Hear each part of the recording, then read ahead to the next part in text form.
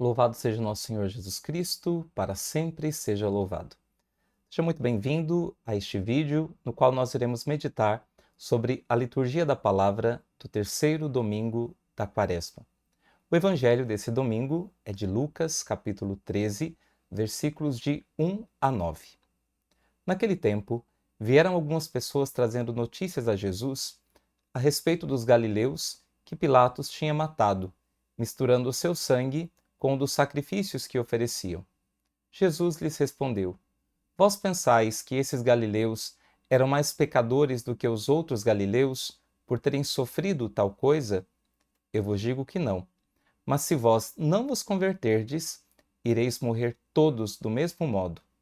E aqueles 18 que morreram quando a torre de Siloé caiu sobre eles?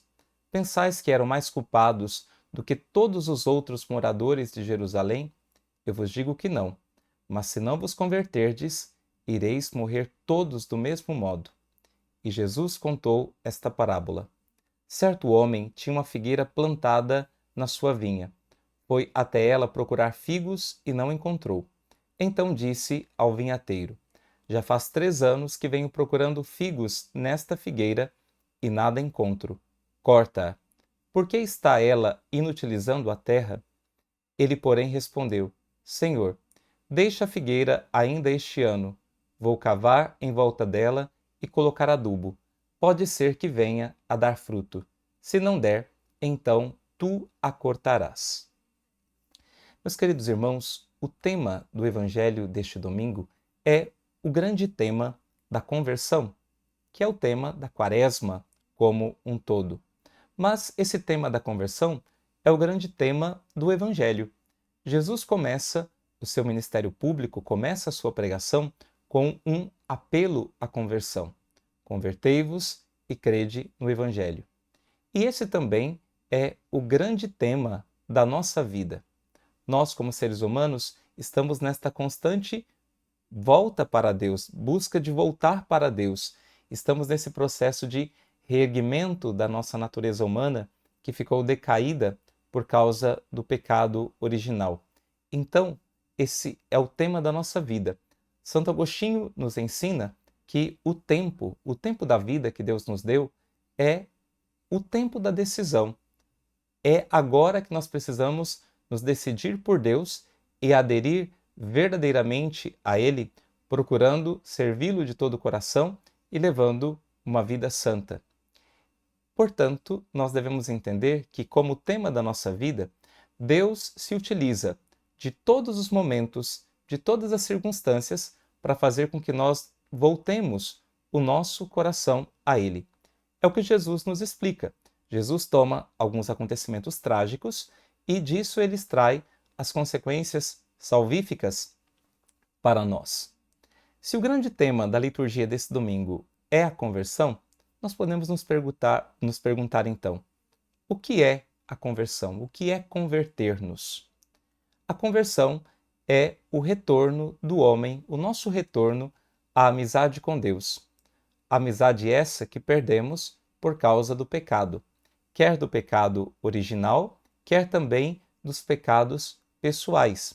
E nós somos chamados então a combatê-los, a lutar contra eles e permitir que então Deus verdadeiramente ocupe o primeiro lugar nos nossos corações. Conversão também é uma mudança radical da nossa conduta. Esta palavra radical quer dizer até a raiz, até os fundamentos. Nós precisamos, então, nos decidir por iniciar um processo de reforma de vida. São José Maria Escrivá, ele falava que ao longo da nossa vida nós precisamos passar por sucessivas conversões, porque também, em cada momento, Deus vai nos pedindo coisas diferentes e Deus vai pedindo um pouco mais também de nós. E nós precisamos nos converter à vontade de Deus e mudar também a nossa conduta. O próprio São José Maria, ele nos diz que sobe-se a conversão pela humildade, pelo caminho do abaixar-se. É preciso que Deus cresça em nós e nós diminuamos, que Deus ocupe o verdadeiro lugar dele nas nossas vidas. A conversão também, ela pode ser assim definida como uma nova disposição interior para acolher o Evangelho e para acolher em si o reinado de Deus. Permitir que verdadeiramente Deus reine nas nossas vidas. Na sua carta aos Romanos, São Paulo fala da importância da conversão. No capítulo 12, no versículo 2, ele diz: Não vos conformeis com este mundo, mas transformai-vos pela renovação da mente, para que possais distinguir o que é da vontade de Deus, a saber, o que é bom, o que lhe agrada, o que é perfeito. Aqui, quando São Paulo diz renovação da mente, transformai-vos pela renovação da mente, aqui ele está falando de um conceito profundo de conversão, que em grego é a palavra metanoia. E metanoia significa justamente isso, renovação da nossa mente, mudança de mentalidade. A conversão é nós renunciarmos a uma mentalidade mundana, é nós renunciarmos a uma mentalidade mesquinha, egoísta, autocentrada e adquirirmos a mentalidade divina, a mentalidade daquilo que Deus quer para nós. O chamado à conversão não é algo que se dá apenas no âmbito do culto ou da pregação religiosa. Deus se utiliza dos acontecimentos e das circunstâncias da nossa vida para nos conduzir a Ele. Mesmo daquelas circunstâncias mais trágicas, mais dramáticas. Deus utiliza-se dos acontecimentos históricos para chamar-nos para si. Desta forma, os acontecimentos da história humana, quer da macro-história, da grande história dos homens, quer da história de cada um, de cada pessoa, então esses acontecimentos da história humana são permeados pela presença de Deus e tornam-se acontecimentos salvíficos, história de salvação. Desta forma, o simples correr dos tempos e dos acontecimentos em sua ordem cronológica torna-se kairos, um tempo denso da presença de Deus. Nós podemos deixar as coisas passarem simplesmente sem prestarmos atenção nelas, sem prestar atenção nos sinais de Deus e naquilo que Deus quer realizar em nós, ou nós podemos então perceber esta presença e então acolher esta presença, acolher os sinais de Deus, acolher o apelo de Deus e deixarmos que os acontecimentos deste mundo, em todas as suas dimensões, eles sejam para nós instrumentos de Deus para a nossa própria conversão. Por exemplo, nós estamos vivendo na igreja o tempo da Quaresma, que é um tempo de graça e conversão. Mas algumas pessoas que não entregaram o seu coração, não se dispuseram a viver este tempo com o verdadeiro espírito que ele exige, está sendo um tempo como qualquer outro.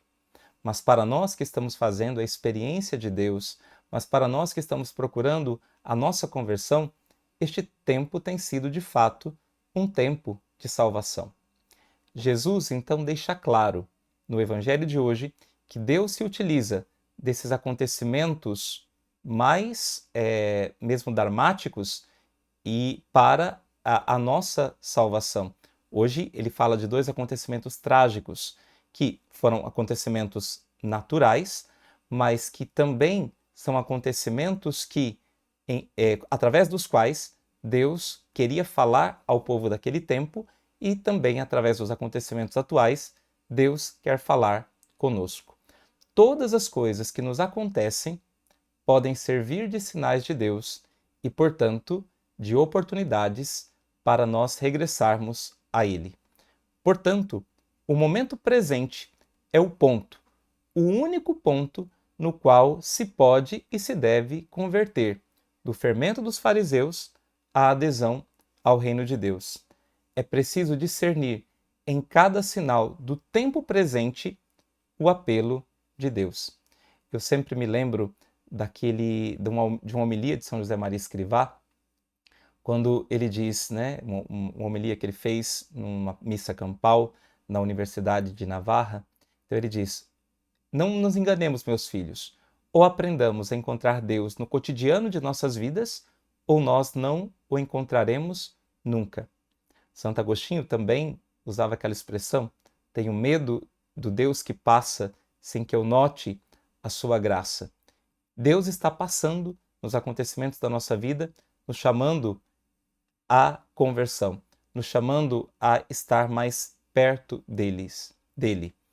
E São Clemente de Roma, ele nos diz o seguinte: percorramos todas as etapas da história e veremos que em qualquer época o Senhor deu a todos os que quiserem converter-se oportunidade de se arrependerem.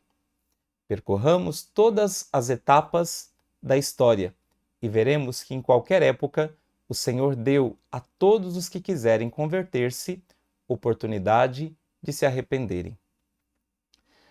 Na citação que nós fizemos de São Paulo, de Romanos 12, capítulo 12, versículo 2, São Paulo ele nos mostra que a conversão de vida ela está diretamente relacionada com o culto que nós prestamos a Deus. Somente através de uma sincera conversão, nós poderemos oferecer a Deus um autêntico serviço de louvor, um autêntico culto. Por isso, antes de falar da metanoia, no versículo 1 desse capítulo 12, ele diz: Eu vos exorto, irmãos, pela misericórdia de Deus, a oferecerdes vossos corpos em sacrifício vivo, santo e agradável a Deus. Esse é o vosso verdadeiro culto.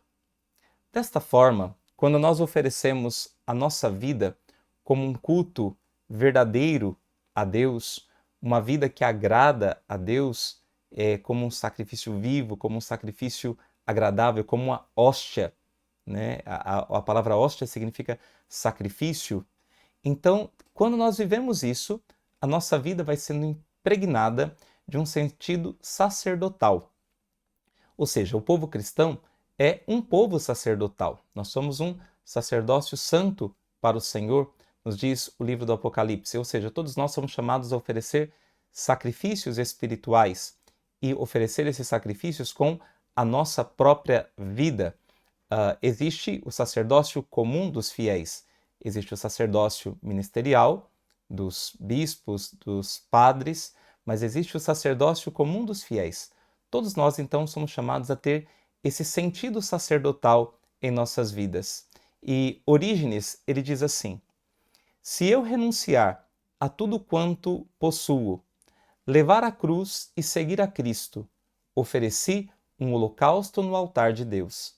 Se mortificar o meu corpo e me abstiver de toda concupiscência, se o mundo estiver crucificado para mim e eu para o mundo, ofereci um holocausto no altar de Deus e tornei-me sacerdote do meu próprio sacrifício.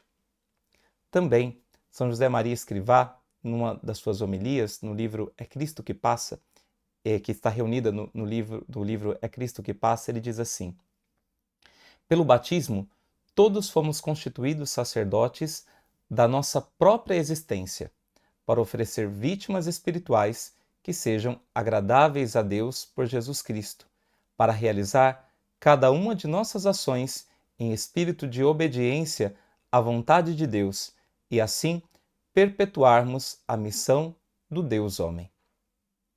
Portanto, meus irmãos, enquanto a falta de conversão nos leva para a morte, se não vos converterdes, perecereis todos da mesma forma, porque o salário do pecado é a morte.